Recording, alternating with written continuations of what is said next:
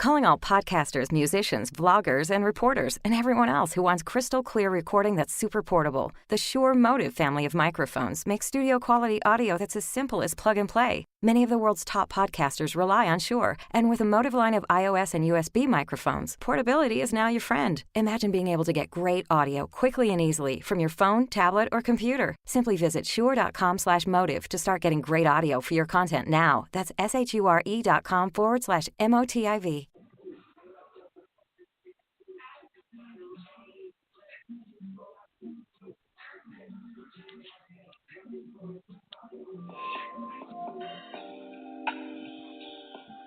You are live at the Literary Lounge with your host, Destinee D, bringing you the newest and the brightest of the literary world right to your ear hole. Every Saturday from 1 to 2 p.m. Eastern Standard Time. Tune in, listen up, and learn something.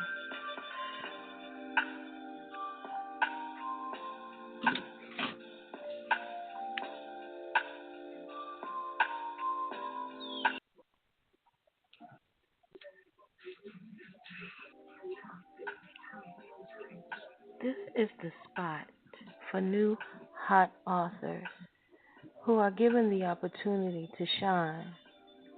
Each Saturday from 1 to 2 p.m. Eastern Standard Time, we will showcase a new author here at the Literary Lounge. We are taking out the time to give all of our literary friends an opportunity to showcase their work. The New Author Spotlight is a platform that allows us to ask up to 10 questions or more to give you, the audience, the most in-depth current information about each writer in their literary piece. We will have a new guest every week. Stay tuned.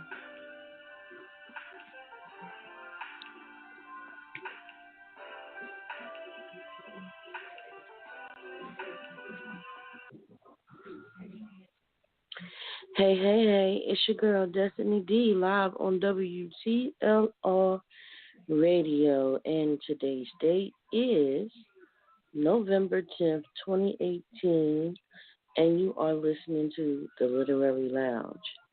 And today we have a special guest. Today we are dealing with episode 25. We have a young man by the name of Marcus Campbell, and he is the author of the new book Club SEX, and he has another book as well. And we have one full hour of a literary questionnaire by your host, your girl, Destinee D. And we're going to be working on finding out some information about Mr. Marcus and his new book. We want to find out who he is, what the books are about, and also if he has any events coming up in the near future. So what we want to do is we want to make sure that he is here so that we can begin.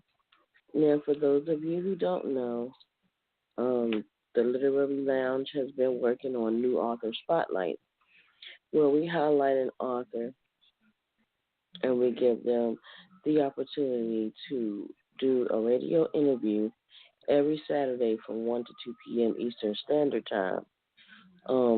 Normally, what we try to do is let everybody know what work that they have out and things of that nature. So I see that he's called in, so we're going to get him on the line now. Hello. Hello. How you doing, Marcus? I'm fine. How you doing? I'm doing well. Thank you so much for coming to the show. I wanted to give you an opportunity to introduce yourself to the listening area. Right now, we are currently live in 5 different countries. We have the United States, of course. the Ukraine, Algeria, Ireland, and Norway as far as being our listening area. Um, and we wanted to give you the opportunity to let everybody know about the new book that you have out. We also want to let them know who you are and your writing style, and if you have any events that's coming up in the near future. So we want to go ahead and get started on that hour interview. You ready? Yeah, I'm ready. All right, great. So let everybody know who Marcus Campbell is, where you repping from, and all that good stuff. Okay. Hello, everybody. First off, my name is Marcus Tony Campbell. I'm from Richmond, Virginia. I'm a self-published author who does all his own work, all the way down to even printing and helping with the bindery. I'm from Richmond, Virginia. I coach Little League Baseball. My genre writing is urban street lit. I call it reality fiction because it's fiction that's so real it make you feel like it's a real story you're reading, but it's really a fictional story that's made up. I got my books in 4 public libraries here in my city. Matter of fact, I just got it in a convenience store down there in my old neighborhood. I got it in a library up in New Jersey. Since I've been writing, it's taken me places that I normally wouldn't have been. I've been to Atlanta twice. I've been to Longshore, New Jersey. I'm getting ready to go to Miami, Florida for the book. So, I mean, there you have it. All right. So how did you get started writing? I was incarcerated, and I like to read.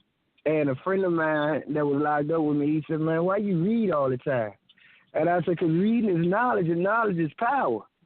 And he said, "Man, well, you read so much, I bet you could write a book." And I was like, "Man, I can't write no book." He said, "I bet you can." He said, "I bet you can write a book better than the books that you write, that you read." So I brushed it off at the time. 6 months later, somebody else said the same thing to me. I brushed it off again, and 2 years later, I decided to give it a chance, and I just took it. I was a natural to it. Okay. So tell us a little bit about the books you have written. Okay, my first book was entitled Club Sex. That was 25 different sex tales for my people, the regular people. I wrote that because I read Zane's Sex Chronicles, but I realized I don't know no lawyers or doctors personally. I don't know nobody who go on ski resorts as a vacation spot all the time. So I wanted to write it on my level, my people from the hood that could understand and connect with it. And then my second book, Rich City Thug Life, I wanted to tell a story about my city, like other people tell stories about their city. We always hear about New York, Detroit, Atlanta, and all that. Not to knock those cities, but we always hear about those cities.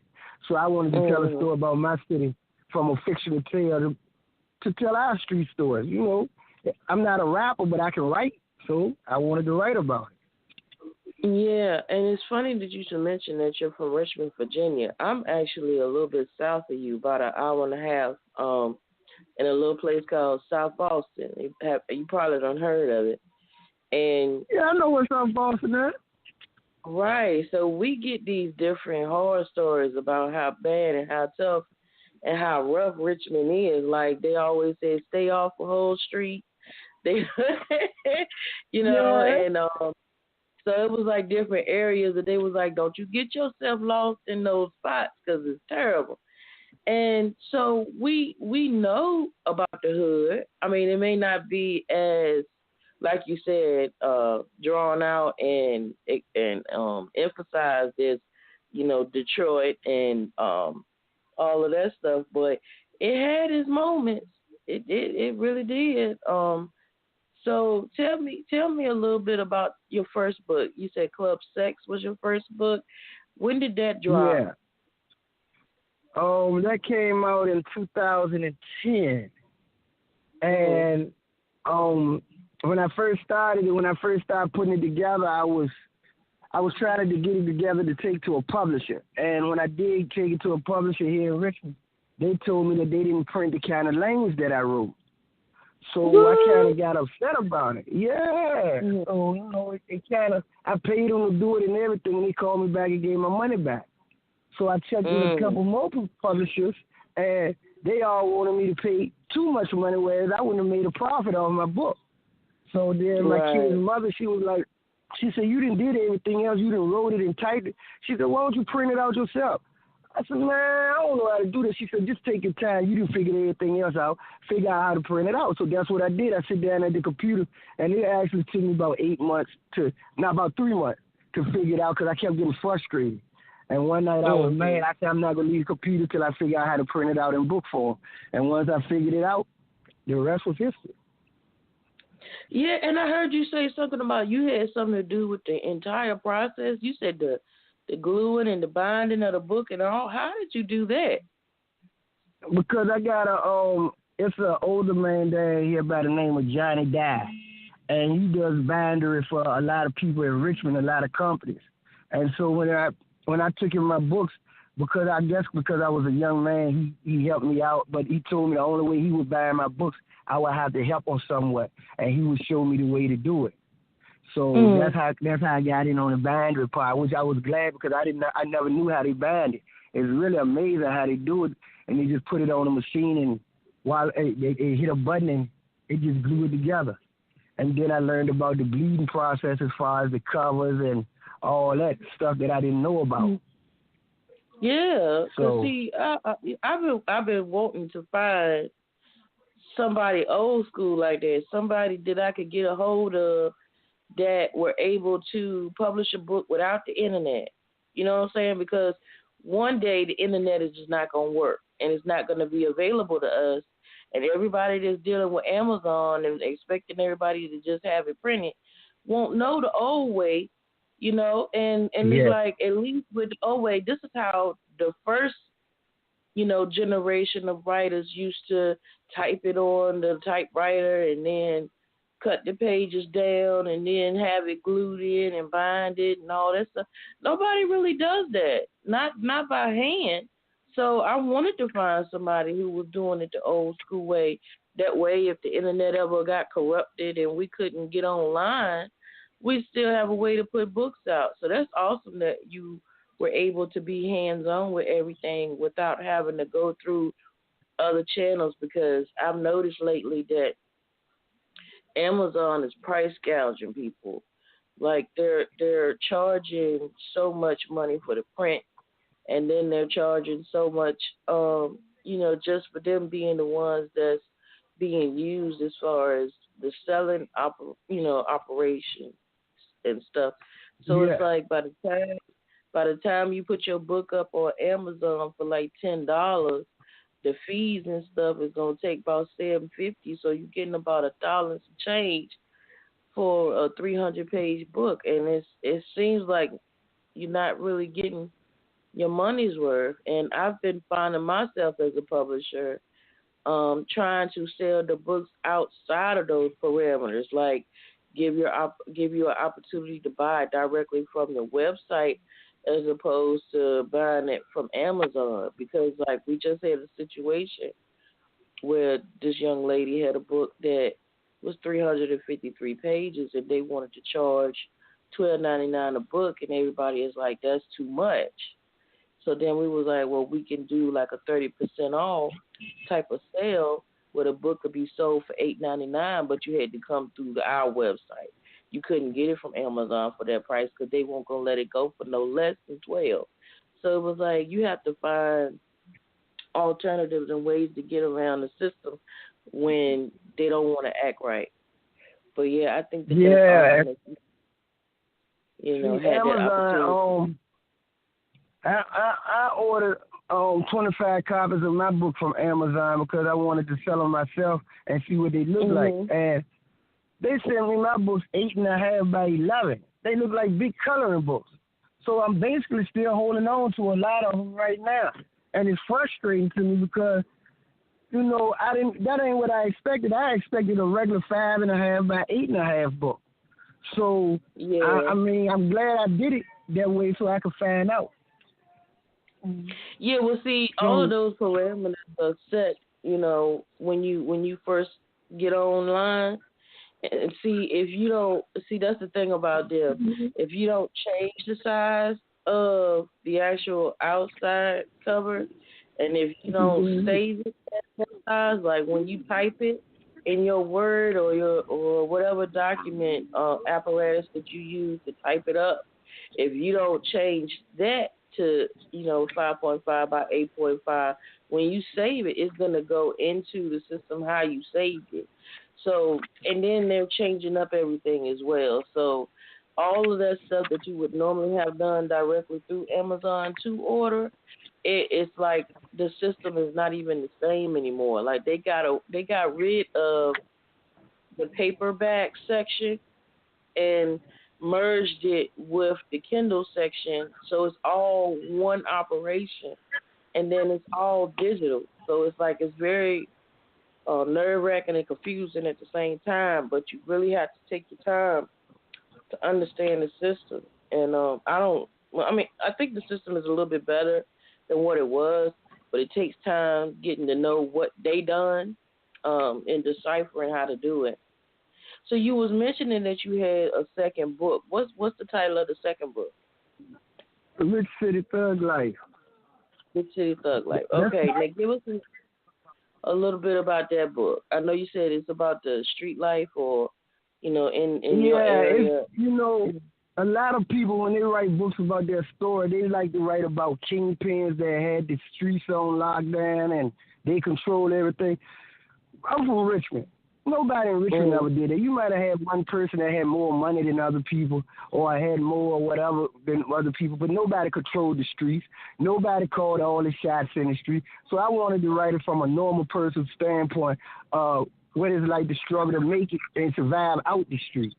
You got a group of guys coming together, putting money together. You got one group of guys that's struggling to survive. They're doing anything it takes, whether it's robbery, selling drugs, or whatnot. You got a mother who got 5 kids, and she's trying to keep all of them out the street, and they in the street. She got a daughter that she's trying to teach to be a lady who's running behind her brothers, who she's just as rough and rugged as her brothers, but she's still trying to be the lady that her mama wanted her to be. You got the police officers in there who go through everyday life that normal police officers do, trying to do their job and having to deal with knuckleheads. So I wanted to touch every aspect of what it's like. I didn't want it to be like everybody was living good and then all of a sudden something went wrong. No, I want you to see the struggle that we go through trying to make it, because life ain't easy. And especially if you're somebody who's been in the streets, it's not as easy as what people think it is. So I wanted people to get a full concept of what it's like to really struggle and try to make it about the street. That's why I call it reality fiction, because it feels like you know the people that's in the book. I don't care what character it is, you got somebody in there that you can identify, whether you know them or you've been through something similar to it. Okay. Now, was this story based in Richmond? Did you drop street names and all that good stuff? Oh yeah, I dropped street names and clubs, and I did it. I named all the streets in the clubs, but nobody in the book is real.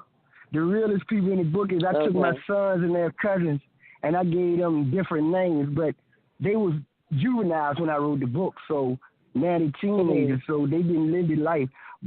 And I based the mother, Miss Fox, off my mother. But other than that, no character in there is real. Everything in the book I made up on my mind. People keep saying, man, I know when this happened. I said, you can't know when that happened because I made that up.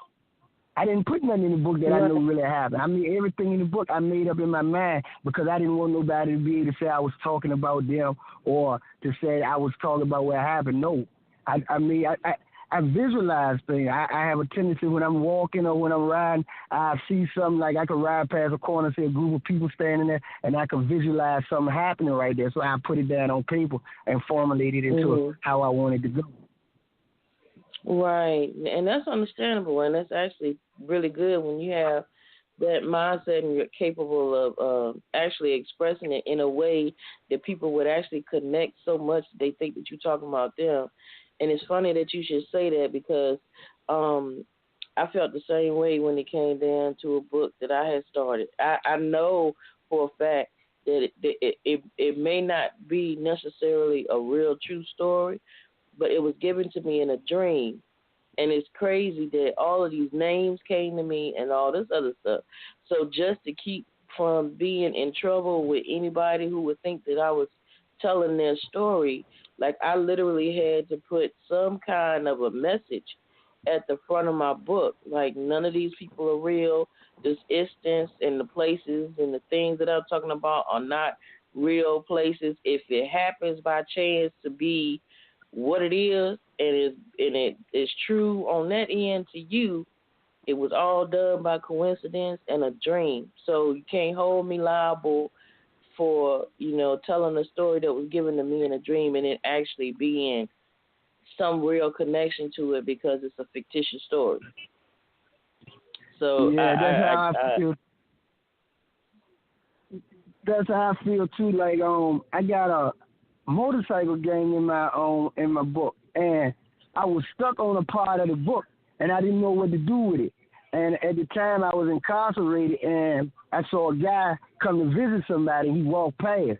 And I was looking, I said, man, that's what I'm going to do. I'm going to try to put a motorcycle gang in my book. And so that's what I worked around. And dudes that read it was like, man, how you come up with that, man? I said, what you talking about? He said, man, you got a straight street book about black people. All of a sudden, you throw a motorcycle gang in there, throw everybody off guard. But we learned what you did because we never expected that to happen. I said, man, I don't know. I just saw the guy, and it just came to me, motorcycle gang, and I worked it in there. Yeah, but not it's just as many black bike clubs as it is white. I mean, so it wouldn't have been too far-fetched for it to be a motorcycle club because my sister's in a motorcycle club in Greensboro. So it's like it's not known, and those people are like a second family. They just ride together, and so. Yeah, it's just another outlet. It's like for those who love to ride, and then and because they have like she's in a car club and a bike club, so those type of things, they're not too far fetched, and people can relate when they're in one of those clubs. So that's actually good that you draw more of a wider audience than what you did. Now, I wanted to do like some throwback information.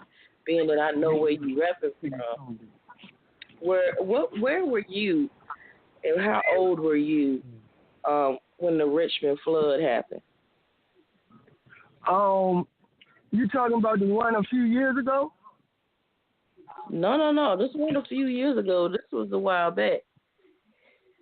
So big that they had people made a song about it.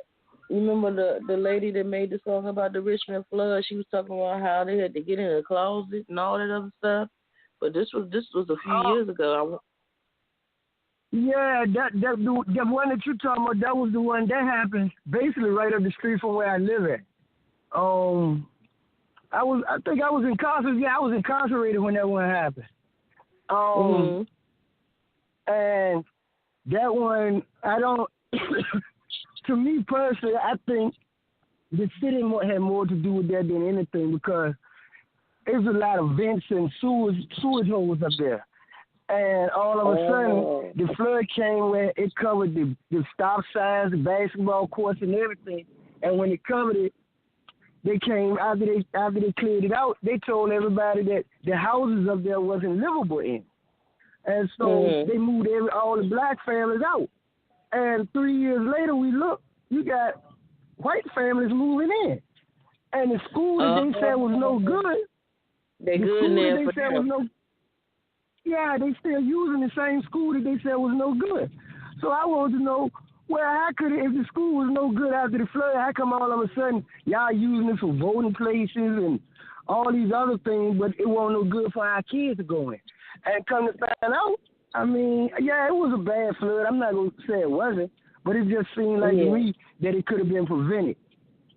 Yeah. Well, that's been the ongoing thing. And see, a lot of people don't know about gentrification and how they moved all the black families out just to make room for the white people. If you look at Baltimore and if you look at D.C. right now, they've been doing the same thing up there. Like they've been tripling the rent so the black families can't stay in the apartments anymore. And then they shut the apartment down once they get the last person out. and then they turn them into condos. It's the same building, same square footage, but when they change the status from apartment to condo, they could triple the rent. And then the people that's in the building can't afford the rent, so then they have to move. And then pretty much those with good credit come in. But it be the same exact building. It don't be no different. And it's crazy. They're doing it in multiple states. And you think about it, a lot of the things that we should be looking at as a whole, like infrastructure. I've been hearing that word ever since January. Infrastructure. They want us to help the president help us by doing infrastructure, which is basically trying to build up what done wore out. All of the bridges, tunnels, and roadways, things that we use on a regular basis, like VDOT and all that stuff, has to begin to, repair stuff. I know Hull Street is one of the worst streets in Richmond, from 360 on the outskirts of Amelia all the way into to Broad Street. So it's like there's more potholes on that one section of road than most of the major highways, and a lot of the places that's being used the most are not being taken care of. They're wearing down. So then when you have any type of flooding, that's when you start getting sinkholes. That's when you start to see the road just wash away and stuff like that. It's because they're not receiving the proper treatments that they're supposed to. And a lot of the places that require levees and outlets, like you said, inlets and things for the water to pass through, they're old and they're not being repaired. And so it's causing more damage. But I think that, like you said, it's orchestrated because it's only hidden areas where they're trying to remove people to replace them with a whole nother, category of people. And I think that that's messed up. But this is not the first time that the government has did things like this. They're still doing them. And they're doing them all over the place. I don't know why. They keep saying that we're overpopulated. They keep saying that there's too many of us and that we had to be depopulated and all this other stuff, which is a crock of crap because if you look at most of the country, like anything south of Richmond, what is it? 360 ain't got nothing but trees and deer. Plenty of people could live in those wooded areas if they cut the timber down and actually built housing. You know what I'm saying? There's no such thing as there's no room for anybody else. There's plenty of room. There's from 360 on the outskirts of Richmond all the way to South Boston, ain't one street. It's nothing but woods. So there's plenty of areas for people to live. They keep saying we're overpopulated, but we're not. It's just a way of getting rid of us. It's just a way of getting rid of us. I like to say that, okay, like you said, they coming into the city and they buying up all the property, they buying all the houses. And they forcing us, like my mama come from Tappahannock. Her and my daddy come from New Kent. So they came from down there to the city for more opportunities. So they didn't go back because they figured that their kids would have more opportunities here. So I see a lot of people, they going back to the counties or whatnot. And in my mind, I'm saying, well, why go back if my mama and daddy wanted more opportunities here for me, and I see more opportunities. And then when we go back, they taking the cities back, and pretty soon we won't be able to come in the cities no more.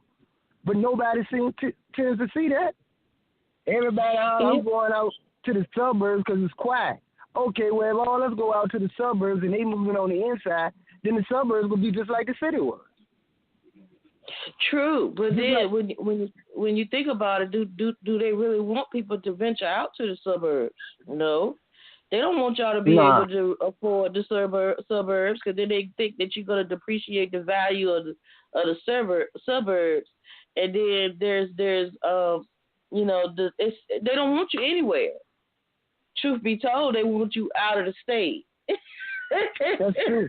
They don't want you anywhere because they feel like if you can afford the suburbs, then something is wrong because they're not taking away enough from you to where you couldn't afford. If you can't afford the city, you should be able to afford the suburbs. But like I said, all of this is considered gentrification.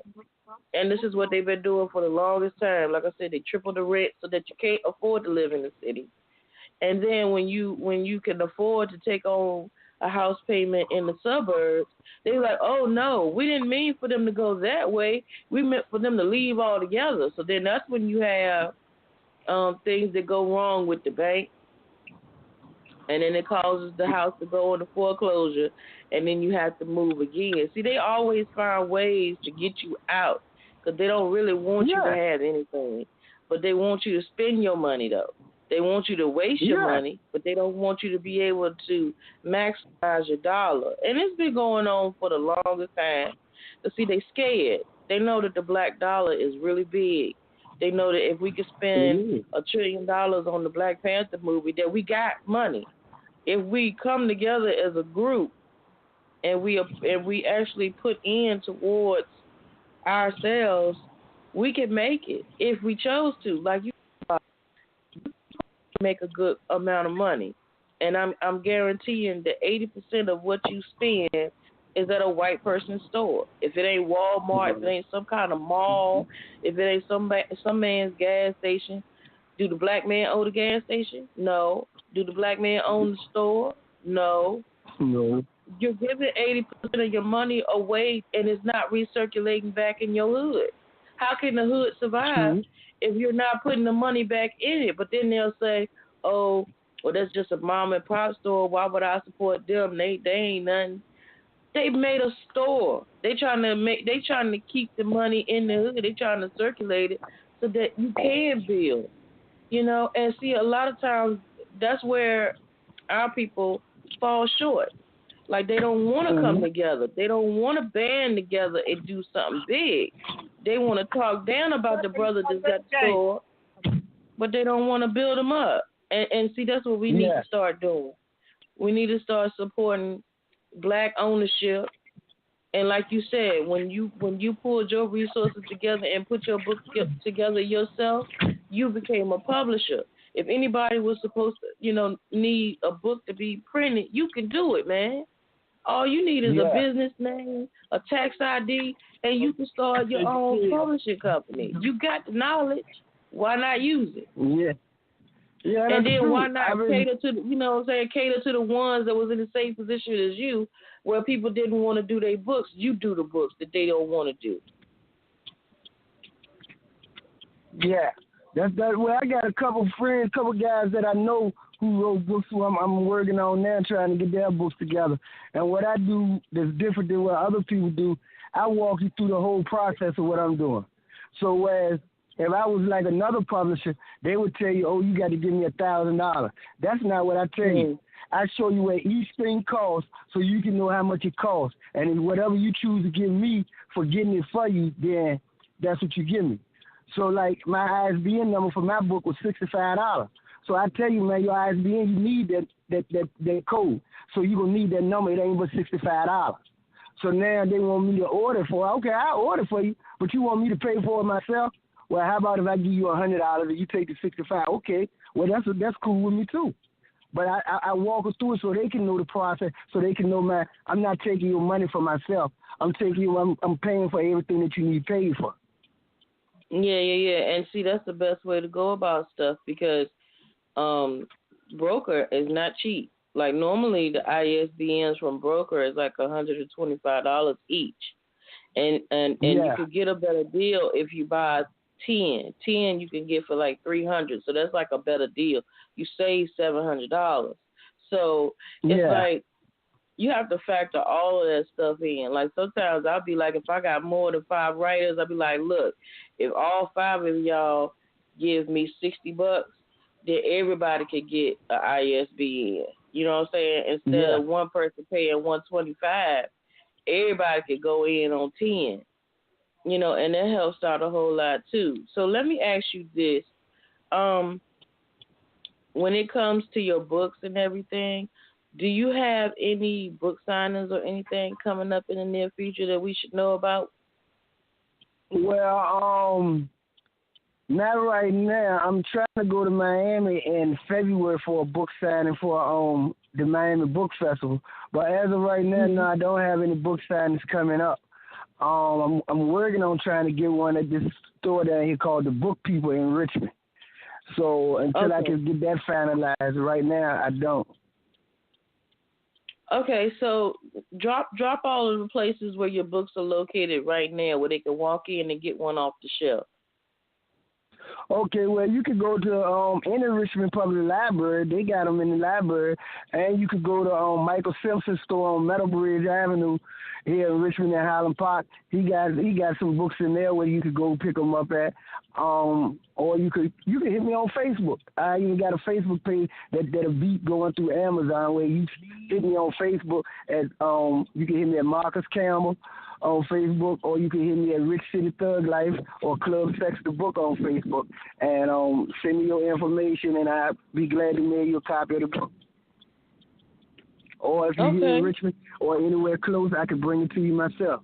That way you get a signed copy in person. Oh, man, that sounds awesome. So how much do your books range at? Like, what's the price for your books? Rich City Thug Life is $15 and Club Sex is $10. If you buy them both together from me, I give them to you both for $20. Oh, okay, yeah, you got a little sale going. Okay, I got you. Okay, so with that being said, what we're gonna do is we're gonna take a short break, and we're gonna come right back with some more of your interview. Okay, so stay on the line. Okay.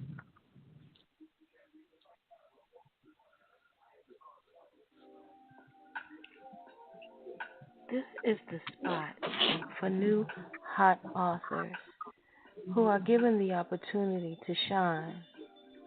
Each Saturday from 1 to 2 p.m. Eastern Standard Time, we will showcase a new author here at the Literary Lounge. We are taking out the time to give all of our literary friends an opportunity to showcase their work. The New Author Spotlight is a platform that allows us to ask up to 10 questions or more to give you, the audience, the most in-depth current information about each writer in their literary piece. We will have a new guest every week. Stay tuned.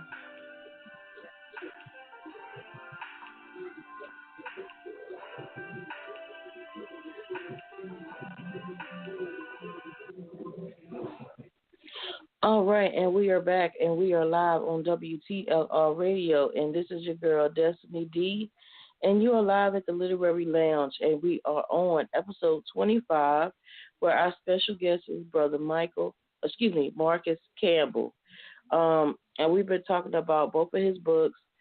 We've given you some feedback as far as his publishing company, and also both of his new books, and he said he's going to be in Miami, Florida, around February. So you guys look out for him for that book signing, okay? And we're going to go a little bit further into his interview. Marcus, you still there? Yes, I am. All right, great. Okay, so when it comes to Club Sex, is there anything that you could tell the reader that will make them purchase the book? Like, do you have like a synopsis that you could give them that would make them want to buy the book? Club Sex is raw. It's 25 raw thug sex and tales that makes you feel as though you are in the actual book. It's raw and uncut. It's unadulterated, unfiltered sex from street perspective. It's nothing. It's, you feel me? I didn't write it to be telling about to try to sugarcoat nothing, to make it seem like it was for a gentleman or a lady, or for a gentleman or a lady. I wrote it for my people. Again, my people from where I'm from. That love that kind of stuff. And what I found out is not only do my people from the hood or love that kind of stuff, but everybody loves it. I had businesswomen. I even had a church lady read the book and told me she loved that book so much that she gave the book a name and wouldn't let nobody touch it. And so I was actually surprised to hear that, but like they were real people before they went to church, and they probably real people every Saturday before church. Yeah, that's true. They be cutting up on Saturday and then trying to make up for it on Sunday. So yeah, I got what you're saying. And then my mother, she asked me, she said, well, Tony, why did you write a sex book first? I said, my sex sells. Everywhere I read, everything I look at, that's all they keep saying, sex sells. So when I first came with my book, and I went to a white bookstore down here, and the man in the store, he said, man, I'll be honest with you, you wrote about the right subject. He said, because sex sells. I don't care what kind of sex you write about, it all sells. That's the number one seller of everything. And I wanted to grab people's attention, and like I tell guys, I said, man, if you put the book in your car, and you got a lady, when she get in the car, when she read it, she gonna talk to you about it. The story with y'all conversation gonna be that much more deeper. The women, when they read it, they talk to their men. That make the man want to read it. And I've had guys come to me and say, man, look, man, me and my girl read your book together. She read me some chapters out there. Man, I can't tell you the things we did that night. Or, man, look, my girl was reading your book and threw me the book, told me to read it. Once I got through reading, I just jumped on her and we went at it, this, that, and other. So I was like, man, that's what I want to hear. I'm glad. He said, man, it's not like you watching porn. It's like you right there in the scene. I said, well, that's what I want. So. Yeah, I heard that Amazon was doing a lot of the erotic novels dirty this last couple of months, that they were pulling reviews down, and they were also books losing their rankings. Anything that had to do with erotica, or even if it just had one sex scene in the book, that they were doing that. Did you have any problems with that? Did you see where they took any of your rankings or reviews down? No, not for Rich City Thug Life. Rich City Thug Life had some sex scenes in it too. As far as club sex, I had a distribution deal with a company out in Memphis, and they put it on Amazon, but they didn't push it right. So I asked them to take it down from there because they didn't push it the way that I wanted to be pushed. And plus, I felt that they overpriced it. You can't price a new author for $19.99. I'm sorry, and even if it was me. So I didn't agree with that. So, yeah, not straight out the gate. But they didn't understand that, so I asked them to pull it down and told them I redo everything myself. But as far as Rich City Thug, like they haven't bothered me at all with it. Okay. But I do find that a lot of places don't like erotica books, but it's a lot of places that do. Like I was reading a magazine, and I found out that there's a lot of erotica bookstores in New York that you don't hear about, and they big time bookstores. So I said that, well, I'm gonna have to go up New York. But a guy had told me before, go up New York and just walk around in the business area. He said, man, you're gonna run across a lot of bookstores that will put your books in there. He said, you just don't know about them because they're not big names, but in New York they are. So that's what I'm gonna look forward to doing too. Okay, well, at least you got a plan. That's the main thing. Now, with your second book, drop the synopsis for them for that one. Okay, Rich City Thug Life is about the inner city of Richmond, Virginia, and the thugs who live to survive the streets. It's about struggling to survive, struggling to meet ends meet, not being comfortable in the spot you are, wanting to get out of the hood, but also being trapped inside the hood. You'll run across everybody in the book you can connect with in some kind of way. I don't care. You got everything from females cheating on their man to men being locked up to guys being on the phone and talking to their girl and she trying to come off on him because he locked up. You got guys that's trying to take care of their family, so they're doing whatever it takes to survive. Nobody controls the streets of Richmond in the book. And it's just basically like you at home and you walking around your neighborhood. You can identify with everybody. And what I do is I break it down to what parts of town I'm talking about. When I'm talking about the north side, I put north side at the top. When I'm talking about south side, I put south side. So in each chapter, you get at least 2 or 3 different sides of town at one time. And it picks, like if I write about what's going on now, I will drop that, go to another subject, and pick back up on that subject later on to carry you through the book to make sure that it's something in the book that you want to get to the end of. And by the time you get to the end of the book, you notice that it all comes together as one. Okay. That sounds good. And I'm sure that anybody that follows you will be interested in reading both of those new books that you have. So with that being said, I need you to drop all of your contact information as far as websites, social media, how people can connect with you and all that good stuff. So make sure you label all of those. Okay. You can reach me on Facebook at Marcus Campbell. You can reach me at Tony Campbell. You can reach me at Club Sex the Book, or you can reach me at Rich City Thug Life. 1701 Publishing presents Rich City Thug Life. Or you can reach me on Twitter at MarcusCam1015. You can reach me on Instagram at 1701 Rich City Entertainment, or you can reach me at Club Sex the Book or at Mac Tony. I think that's all I'm on right now. Twitter, Instagram, and Facebook, basically all I'm on. Oh, and I'm on LinkedIn as Marcus Campbell also. So you can reach me on LinkedIn also. Okay. Right now, they're all the social media platforms I'm on. Yeah. Okay, and then you said Club Sex was how much again? $10. $10. Club Sex is $10. Rich City Thug Life is $15. If you order both of them from me through Facebook, I'll give them to you both for $20. One more thing, I do have a YouTube channel, so you can subscribe to the YouTube channel at Marcus Campbell on YouTube. Okay. All right. Good to know.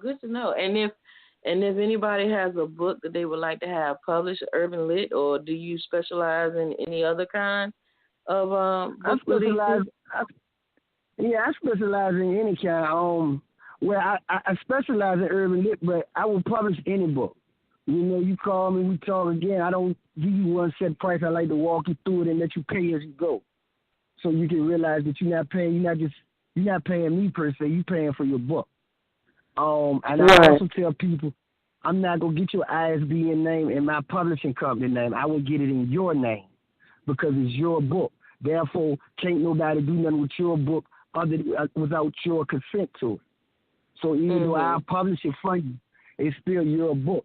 So if you come to me and say, well, man, I want to give my book to this bigger publishing company, that's your choice because the ISBN name is in your name. I just put it together. Let me ask you this: How do you go about doing that for 65? Like, where do you go to do that? Well, when I got Rich City Thug Life, I went to Boca and they was running a special, and I got two ISBN numbers for 130, I think it was. So when you break it down, it's $65 a piece. So that's how I did that. But I just happened to catch them on one of their special days. Oh, okay, that's what's up. All right, and well, we right here. One more thing. As far if I bring you the book, I like to take your picture with the book so I can put it on my fan page, and I put little videos together. That's what's on my YouTube channel. You can see different videos, different clips of me, of everybody who bought the book. Okay, that's awesome. That's so awesome. So, with that being said, we have a few minutes left in the show, and I wanted to give you the opportunity to give like your feedback as far as like a reflection of your interview, and also a moment to give a shout out to your peoples. So, you can do so at this time. Okay. Well, number one, I would like to thank you, Miss D, Miss Authoress D, Miss Divine, because you gave me an opportunity. Not only did you give me an opportunity for an interview, you gave me an opportunity to be in my second magazine, my third magazine. I can't tell you how much that means to me. I ordered me a couple copies, and I'm waiting on my copies. I just ordered them the other day. I look forward to seeing them. Yes, I mean, I look forward to seeing them because it feels good to be in a magazine, and it feels good to be, especially in a literary magazine that features authors. And Right. it didn't cost a whole lot. It was affordable. Everything you did was perfect, and I commend you for that. And then you say you come from South Boston, so that's even more commendable because rarely, again, coming from Richmond is hard, and South Boston I know is a smaller city than Richmond. So I commend you for way that. smaller. Way smaller. Yeah. I actually want to come to South Boston. Do y'all have any bookstores down there? We got like 2 libraries. Like it's a public library in Halifax, and then it's one in South Boston. But that's pretty much it. Like I've been thinking about opening up a shop. You know what I'm saying? And kind of taking the literary lounge to an open platform where I can actually put all of my people's books, because you know the Writers Guild that I have about 80 authors in it, and I was thinking about taking everybody that's in the Writers Guild, everybody that's on my label, anybody that wants books inside the store. Once I get it open, you know, that could be a third point of interest where if people came to South Boston, they would have an opportunity to like have a bookstore. Yeah. So yeah, I'm working on that now. I'm in the process of working on that now. So well, please keep me informed, and I'm gonna stay in touch with you because please keep me informed because I really people say it's hard for bookstores to thrive, but I believe again with the right promotion and the right push, everybody likes to read. So I mean, yeah, please keep me informed. I'd love to be a part of that. Awesome. So yeah, so I want to thank you. Thank you. As far as shout outs, I want to just shout out everybody that know me, everybody who gave me an opportunity to push my books even more. And I want to thank you all for giving me that opportunity. So. Oh, you're more than welcome, and I appreciate you taking out the time to be on the show. I know it was kind of behind as far as time. I had to actually do the engineering today. Oh, okay. So, with all of that being said, I got thrown off just a few minutes trying to figure out how to work the system myself, because it's hard when you're running the radio station and interviewing at the same time. But I really do thank you for being our special guest for today. I really appreciate you coming through and being able to do this interview. And like I say on every show, this show would be nothing if you're not here. It's not about us. It's not about, the radio network or nothing like that. This is our opportunity to give you as a writer and the opportunity that we give to our listeners to find new talent, to find new books that they would have probably not even seen or would have given any kind of acknowledgement to. So when you have the actual writer explain why they wrote the book and how to get the book, it helps you. It's a marketing, solution for you because it allows you to have something from now on that you can refer people to. So just so you know, your interview will remain live on our radio network. So if anybody comes to blogtalkradio.com/WTLR, they'll be able to hear this interview anytime they press play. It'll never go away. Okay. It's in the archives now. Okay. Also want to let everybody know that's listening in that we also have a YouTube channel. So if you can go on YouTube, you look up Transparency Library, Brother Marcus's interview available shortly, because once the interview is done, I'm going to upload it to our YouTube channel, so you'll be able to click on that and be sure to subscribe. Before you leave, I want you to go on to the web page and subscribe so that we'll know that you were there with us today. I want to thank everybody for tuning in, and thank you for giving us a shot to do this for you. I really appreciate you. And I feel good that you're from Richmond. Like, I know somebody, from where I'm from. Like, I mean, I know we're an hour and a half south of each other, but it's closer than most of the other people that I've interviewed. Like, most of the other people are like from other cities and states and stuff like that. Colorado and Chicago and DC, and I have some people from Texas, Arizona. Like, so to have somebody a little bit closer home, that's awesome, and I really applaud you for being hands on with everything. I think that's some pretty cool stuff. So yeah, we'll have to stay connected. If I don't already have you in the Writers Guild, I'm gonna add you, so that way you can see different things that go on inside of the Writers Guild, because it's a whole bunch of us, and we connect on a regular basis. Like whenever there's any kind of a event of some kind, if we're close to the area, we'll drop the flyer, and anybody that want to go can go. And also the Writers Guild, we have a trip that we're planning for April of 2019. We're going to the Bahamas. So once you become a member of the Writers Guild, you'll have full access to every event that we go to in the annual cruise that will be going on in April. So we can give you information about that and all that good stuff. And as far as, the magazine, I really, really want to thank you for ordering a few copies of that. And if you find any of your local retailers or anything like that would like to put the magazine on the shelf, please hit me back and let me know. I'll be more than happy to give you a few copies to put in the stores and stuff like that, because it's not just about literary lounge, and it's not just about the authors that we putting out and stuff like that. It's about ways that our people will know the news that affects them. It's our way of letting people know that you don't have to go with the medicine that man is trying to give you that has all these side effects. There's some holistic stuff in there, foods and drinks that will allow you to not have to rely on medication, other problems that you have. So there's a lot to that magazine. I hope that you enjoy it. I would love to get some feedback from you once you get your copy.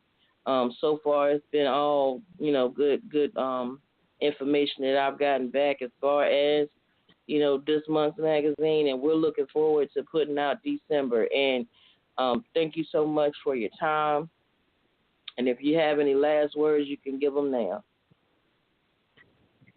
Okay. Well, thank you, Ms. D, and thank everybody for listening in. And please check out my books, Rich City Thug Life and Club Sex, and be on the lookout for my next book, Thoughts of a Black Man.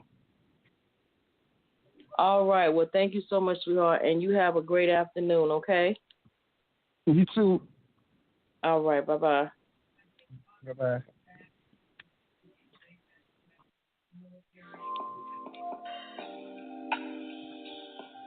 You are live at the Literary Lounge with your host, Destinee D, bringing you the newest and the brightest of the literary world right to your ear hole. Every Saturday from 1 to 2 p.m. Eastern Standard Time. Tune in, listen up, and learn something.